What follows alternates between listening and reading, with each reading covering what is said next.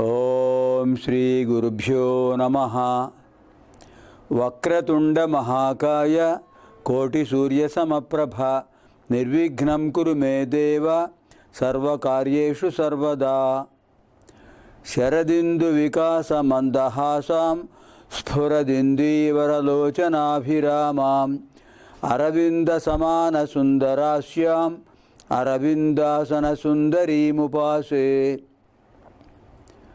అజ్ఞానతిమిరాంధస్య జ్ఞానాంజనశలాకయా చక్షురున్మీలితం యేన తస్మై శ్రీగురవే నమః.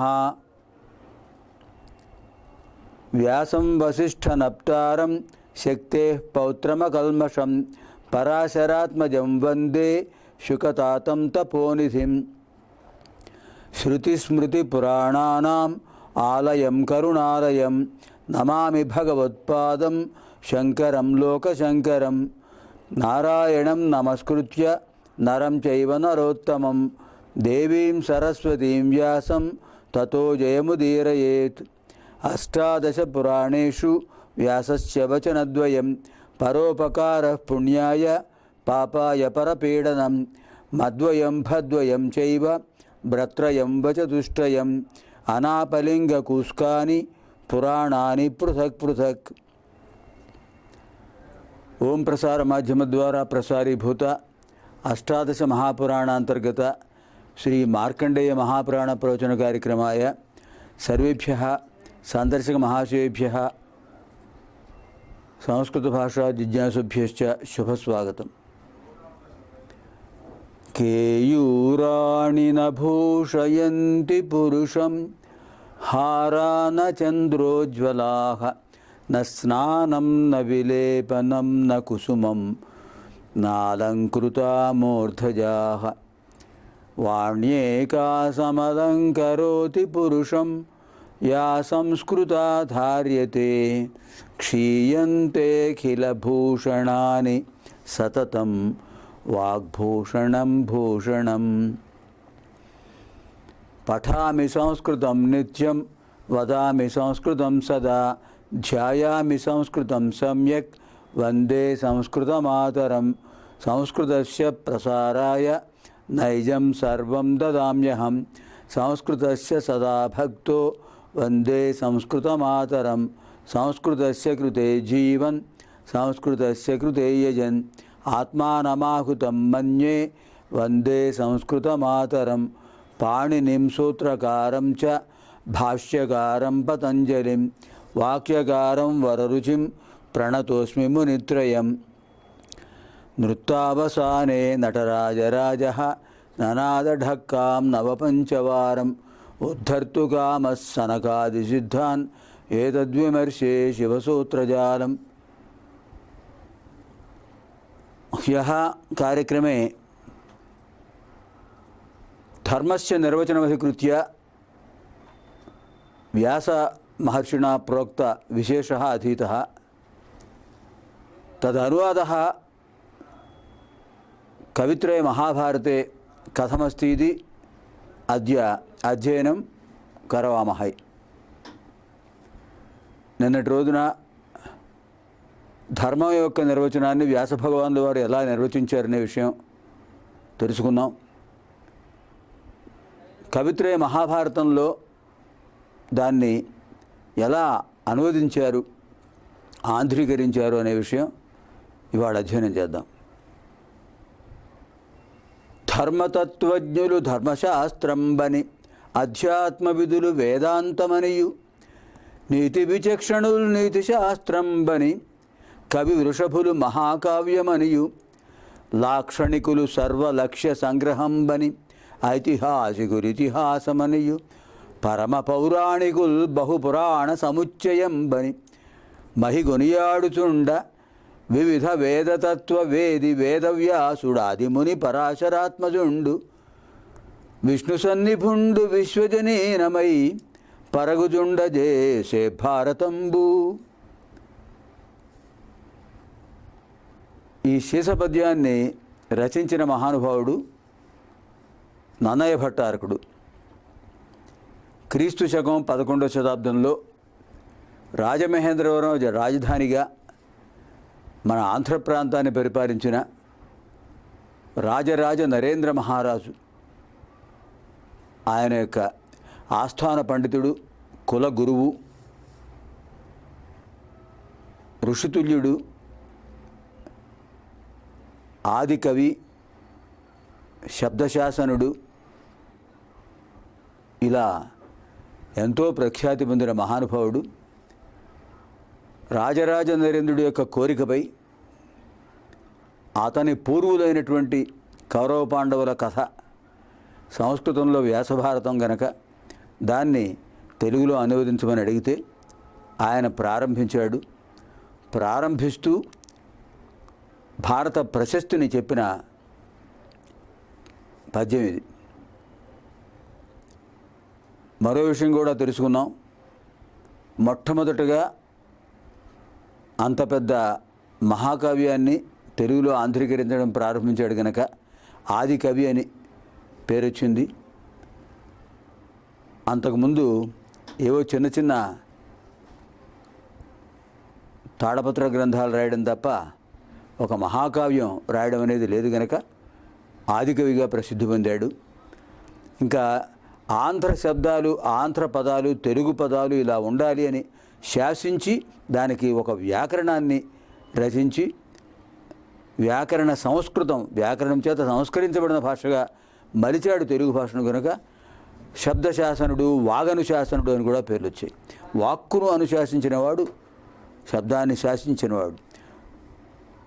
ఆంధ్ర శబ్ద చింతామణి అని తెలుగు వ్యాకరణాన్ని సంస్కృత శ్లోకాల్లో రాశాడు మహానుభావుడు. దాన్ని తెలుగులో బాల వ్యాకరణం అనే పేరుతో 18వ శతాబ్దంలో 18-19 శతాబ్దాల్లో చన్నపట్టణంలో పచ్చయ్యప్ప కళాశాలలో తెలుగు పండితుడిగా పనిచేసిన మహాపండితుడు, సంస్కృతాంధ్ర పండితుడు పరవస్తు చెన్నై సూర్య అనే ఆయన. సూర్య అనేది ఆయనకి బిరుదు. పరవస్తు వాళ్ళ ఇంటి పేరు, ఆయన పేరు చెన్నయ్య. ఆ పరవస్తు చెన్నై సూర్య గారు ఆంధ్ర శబ్ద చింతామణిని అప్పటి వరకు సంస్కృత భాషలో ఉన్న తెలుగు వ్యాకరణాన్ని అసలైన తెలుగు వ్యాకరణంగా తెలుగులో అందరికీ అర్థమయ్యేటట్టుగా, బాలురకు కూడా అర్థమయ్యేటట్టుగా బాల వ్యాకరణం అని పేరు రాశాడు ఆయన. అది ఇప్పుడు చాలా ప్రసిద్ధి. తెలుగులో పట్టభద్రులు, స్నాతకోత్తర పరీక్ష ఉత్తీర్ణులు అంటే BA, MA ఇలాంటివి, పరిశోధకులు, అలాంటి అందరికీ కూడా ఉపయోగించే వ్యాకరణం బాల వ్యాకరణం. తెలుగులో సూత్రాలు రాశాడు ఆయన. దీనికి ఆధారం నన్నయ్య భట్టారకుడు రాసినటువంటి ఆంధ్ర శబ్ద చింతామణి. అలాంటి మహానుభావుడు భారతం గురించి ఏం చెప్పాడండి? భారతాన్ని ధర్మతత్వజ్ఞులు, ధర్మం తెలిసినవాడు ధర్మశాస్త్రం అన్నారట. అధ్యాత్మ విధులు, వేదాంతం తెలిసిన వాళ్ళు దీన్ని ఆత్మజ్ఞాన జిజ్ఞాస కలిగిన వాళ్ళు వేదాంతం అని చెప్పారు. వేదాంతం అంటే వేదముల యొక్క చివర ఉండే ఉపనిషత్తులు, ఉపనిషత్ సారాంశం అని చెప్పారు. ఎలాగో దీంట్లో భగవద్గీత ఉపనిషత్ సారాంశమే. నీతి విచక్షణలు ఏం చేస్తున్నారు? నీతి శాస్త్రం తెలిసిన వాళ్ళు, ఈ నీతిజ్ఞులు ఇది ఒక గొప్ప నీతి శాస్త్రం అన్నారు. మహాభారతం. కవి వృషభులు మహాకావ్యం అని చెప్పారట. గొప్ప గొప్ప కవులు చెప్పారు. వృషభులు అంటే శ్రేష్ఠులు, కవి శ్రేష్ఠులు. ఇది ఒక మహాకావ్యం మహాభారతం అని చెప్పారు. ఐతిహాసికులు ఇతిహాసం అన్నారు. లాక్షణికులు ఏమన్నారు? వ్యాకరణజ్ఞులు అలంకార శాస్త్రంలో ఉన్న లక్షణాలకు, సూత్రాలకు, వ్యాకరణ శాస్త్రంలో ఉన్న సూత్రాలకు ఉదాహరణలన్నీ మహాభారతంలో ఉన్నాయి. సర్వలక్ష్య సంగ్రహం అని చెప్పారు. లక్ష్యం అంటే ఉదాహరణ. ఐతిహాసికులు ఇతిహాసం అన్నారు. చరిత్రకారులు ఇది ద్వాపరయుగ చరిత్ర అని చెప్పేశారు. ఇంకా పరమ పౌరాణికులు ఏం చెప్పారు? పురాణాలని తెలిసిన వాళ్ళు బహుపురాణ సముచ్చయం, అష్టాదశ పురాణ సారాంశం ఇది అని చెప్పారు. ఇంత గొప్ప గ్రంథాన్ని, సపాద లక్షాత్మక గ్రంథ మహాభారతాన్ని అందించిన మహానుభావుడు సామాన్యుడా. వివిధ వేద తత్వ వేది, అన్ని వేదాలు తెలిసినటువంటి వాడు. వేదవ్యాసుడు వేదాలు విభజించాడు మన కోసం. ఆదిముని, మొట్టమొదటి ముని, సంస్కృతంలో ఆదికవి వాల్మీకి. తర్వాత ఈయన ముళ్ళలో గొప్పవాడుగా పేరు పొందాడు. పరాశరాత్మజుడు, పరాశర మహర్షి యొక్క కుమారుడు. ఆ పరాశరుడు సామాన్యుడా? కలవు పరాశర స్మృతి అంటారు. కలియుగంలో పరాశర స్మృతి ప్రమాణమైన ధర్మశాస్త్రం. దాన్ని ఆధారంగా చేసుకునే మనకి భారతీయ రాజ్యాంగం, భారతీయ శిక్షా స్మృతి ఇవన్నీ ఏర్పడ్డాయి. కలవు పరాశర స్మృతి అలాంటి పరాశర మహర్షి యొక్క కుమారుడు. ఆదిముని పరాశరాత్మజుడు, విష్ణు సన్నిభుండు, శ్రీమన్నారాయణుడి యొక్క అంశతో జన్మించినవాడు. ఆయన నీలమేఘశ్యాముడే, ఈయన కూడా నీలమేఘశ్యాముడే. మహాభారతంలో కృష్ణవర్ణంలో ఉన్నవాడు ముగ్గురు కనిపిస్తారట. ఒక ఆవిడ ద్రౌపదీదేవి, ఇంకొక ఆయన కృష్ణుడు, ఈయన కృష్ణ ద్వైపాయనుడు. అలాంటి మహానుభావుడు ఆయన.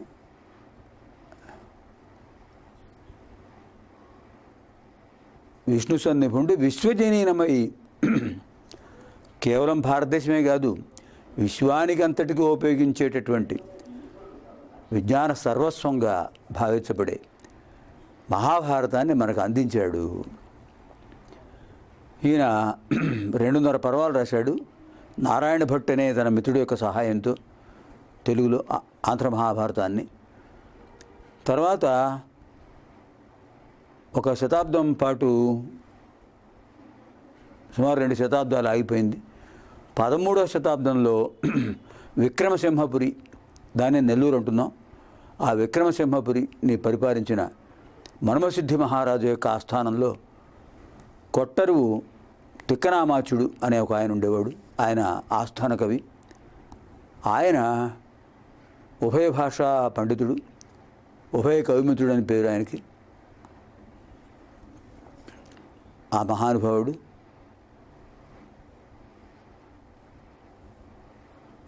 కవి బ్రహ్మ అని కూడా పేరు ఆయనకి. ఆయన ఆంధ్ర మహాభారతం ఆగిపోయింది ఏమిటి, 18 పర్వాల మహాభారతాన్ని 2.5 పర్వాలు రాసి ఆయన ఆపేశాడు పెద్దవాడైన అని దాన్ని పూర్తి చేయాలనే సంకల్పం ఏర్పడింది. మన్మసిద్ధి మహారాజు కూడా సహకరించాడు. ఎందుకంటే ఆ రోజుల్లో రాజులు కవులకు సహకరించేవాడు. ఇది ప్రజాప్రభుత్వం కనుక ప్రజాప్రతినిధులు, ప్రజా పరిపాలన చేసేవాళ్ళు సహకరిస్తుంటారు కవులకు. సరే, ఆయన సహకరించడం వల్ల ఆయన ఆ 3వ పర్వం, అంటే 2.5 వరకు ఆయన రాశాడు కదండి, 3వ పర్వంలో సగం వరకు, ఆ 3వ పర్వాన్ని ఆపేసి, అంటే అరణ్య పర్వం ఆపేసి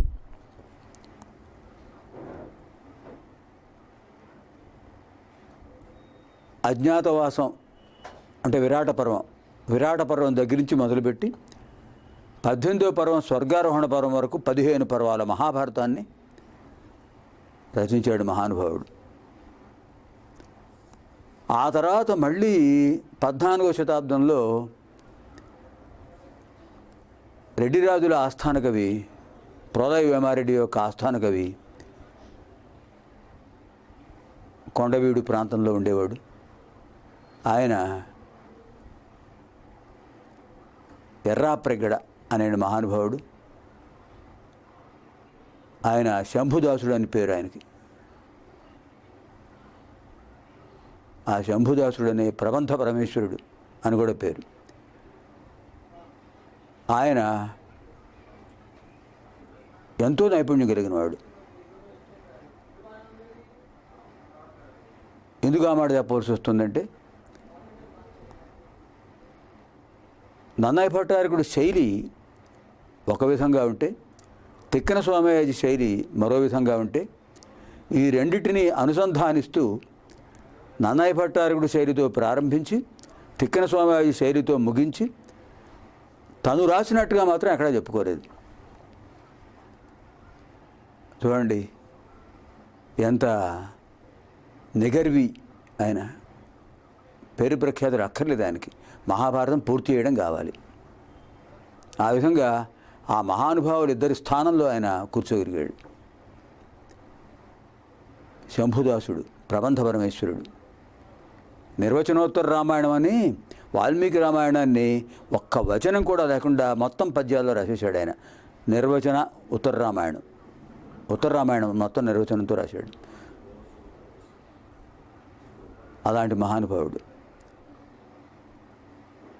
ఆయన రాసిన మిగతా గ్రంథాల్లో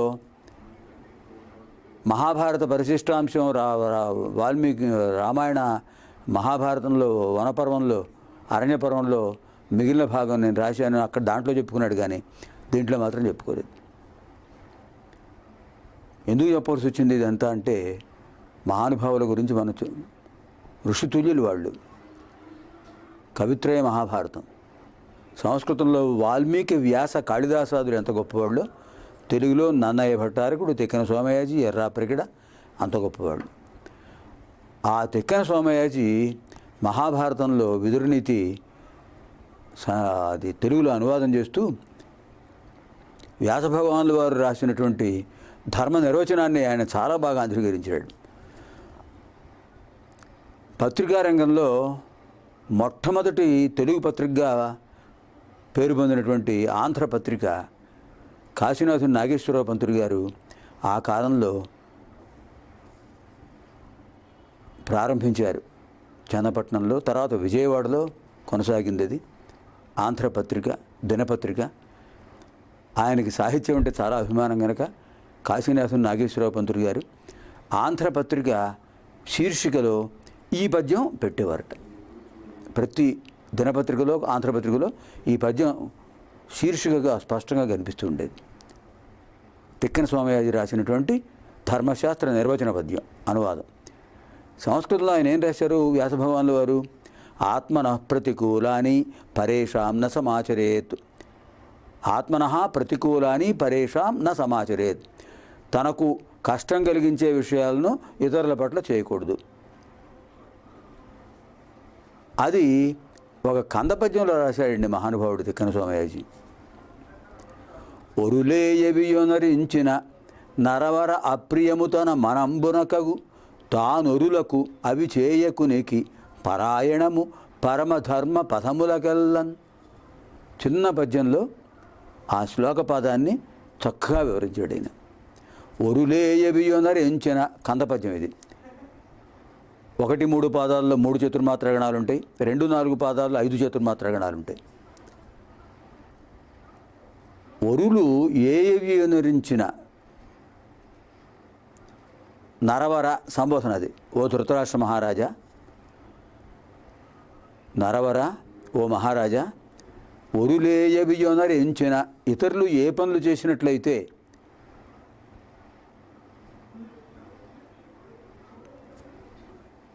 కష్టం అనేది అనిపిస్తుందో, ఒరులేయవియొనరించిన నరవర అప్రియము తనంబున కాగు, తన మనంబున కాగు.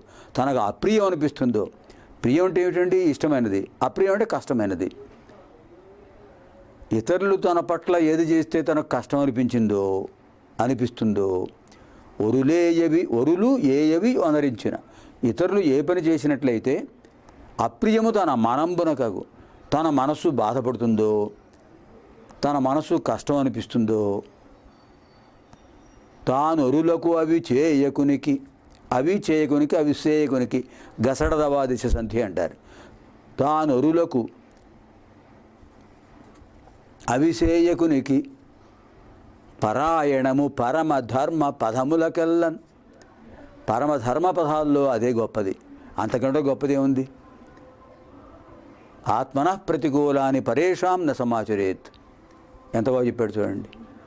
ఒరులేయవియొనరించిన నరవర అప్రియము తన మనంబునకగు తానొరులకు అవిసేయకునికి పరాయణము పరమధర్మ పదములకెల్లన్. అన్ని ధర్మ మార్గాల్లో గొప్పదైన మార్గం అదేట. పరాయణం పరాయణం. అయినం అంటే మార్గం. ఉత్తరాయణం దక్షిణాయనం అంత కనిపిస్తున్నాయి కదా. అయినం అంటే చాలా అర్థాలు ఉన్నాయి. చరిత్ర అని కూడా అర్థం ఉంది. రామస్య అయినం రామాయణం, ఒక రాముడి యొక్క చరిత్ర అర్థం చెప్పాలి. పరాయణము పరమధర్మ పదములకెల్లన్. అన్ని ధర్మాల్లోకి శ్రేష్టమైనదని చెప్పారు. అది ధర్మం అంటే. అలాంటి ధర్మాన్ని అనుష్ఠించాలి. ఇప్పుడు నువ్వు వానప్రస్థుడిగా ఉన్నావు, నీ ధర్మం వానప్రస్థాశ్రమ ధర్మం అని దత్తాత్రేయ స్వామి వారు ఆదర్కుడికి చెప్తున్నారు. చెబుతూ వానప్రస్థాశ్రమంలో నువ్వు యోగాభ్యాసాన్ని చేస్తూ ఉండాలి, యోగివి కావాలి. అంచేత యోగ విద్య రహస్యం నీకు చెప్తున్నా విను. మనస్సును బుద్ధిలో లయింపజేసుకోవడం యోగ విద్య లక్ష్యం.